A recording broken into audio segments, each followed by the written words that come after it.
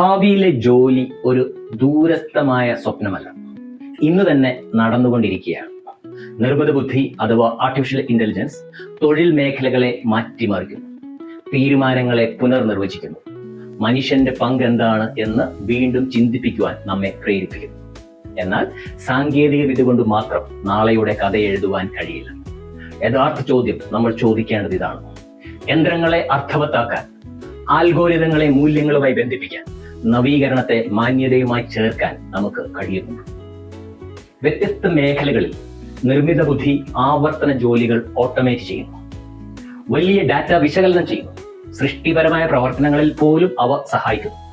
മണിക്കൂറുകൾ എടുത്തിരുന്ന ജോലികൾ ഇന്ന് മിനിറ്റുകൾക്കുള്ളിൽ പൂർത്തിയാക്കാനായിട്ട് സാധിക്കുന്നു. ഇത് മനുഷ്യരെ മാറ്റി സ്ഥാപിക്കുന്നില്ല, അവരുടെ പങ്കുകളെ മാറ്റുന്നുണ്ട്.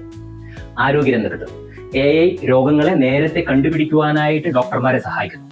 പക്ഷെ രോഗിയോടുള്ള കരുണയും സഹാനുഭൂതിയും മനുഷ്യർക്ക് മാത്രമാണ് കൊടുക്കാൻ സാധിക്കുക.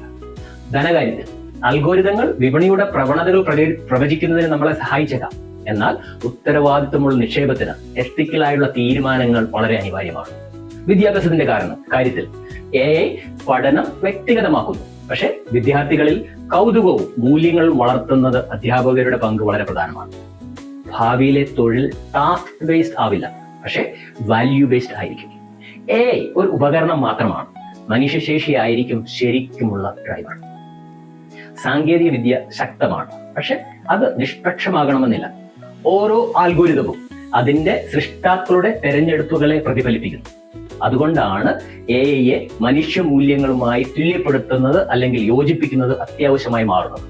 ഓരോ സ്ഥാപനങ്ങളും ചോദിക്കണം: AI ആളുകളെ ശക്തിപ്പെടുത്താൻ ഉപയോഗിക്കുന്നുണ്ടോ അതോ നിയന്ത്രിക്കാനാണോ ഉപയോഗിക്കുന്നത്? അത് സൃഷ്ടിപരതയെ വളർത്തുന്നുണ്ടോ അതോ അത് അടിച്ചമർത്തപ്പെടുകയാണോ? അത് വിശ്വാസം വളർത്തുന്നുണ്ടോ അതോ ഇല്ലാതാക്കുകയാണ് ചെയ്യുന്നത്?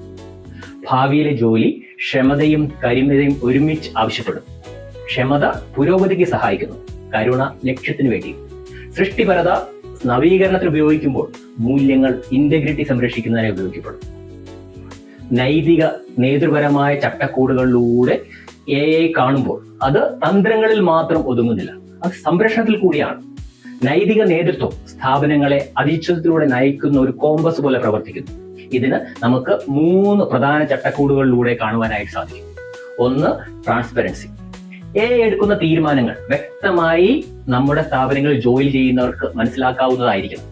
2, അക്കൗണ്ടബിലിറ്റി അഥവാ ഉത്തരവാദിത്വം യന്ത്രങ്ങളിലേക്ക് മാറ്റാനാവില്ല, ഫലങ്ങൾക്ക് നേതാക്കളാണ് ഉത്തരവാദികൾ. 3, ഇൻക്ലൂസിവിറ്റി അഥവാ സമാവേശം.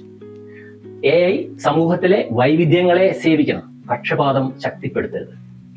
നൈതിക നേതൃത്വം ഒരു ചെക്ക് ലിസ്റ്റായി മാത്രം മാറരുത്, അതൊരു മനോഭാവമായിരിക്കും.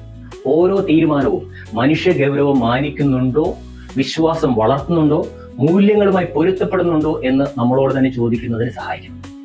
ഭാവിയിലെ ജോലി ഞാൻ കാണുന്നത് ഒരു പങ്കാളിത്തമായിട്ടാണ്.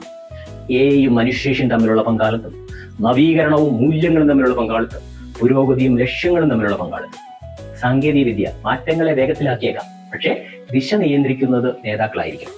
സ്ഥാപനങ്ങൾ AI സ്വീകരിക്കണം, പക്ഷെ മനുഷ്യനെ ഒരിക്കലും ഉപേക്ഷിക്കരുത്. കാരണം നാളെയുടെ ജോലി സ്ഥലങ്ങൾ യന്ത്രങ്ങൾ എത്ര വേഗത്തിൽ പ്രവർത്തിച്ചു എന്നല്ല ഓർക്കപ്പെടുക, മറിച്ച് മനുഷ്യർ എത്ര ബുദ്ധിപരമായിട്ടാണ് ഈ കാലഘട്ടത്തെ നയിച്ചത് എന്നായിരിക്കും.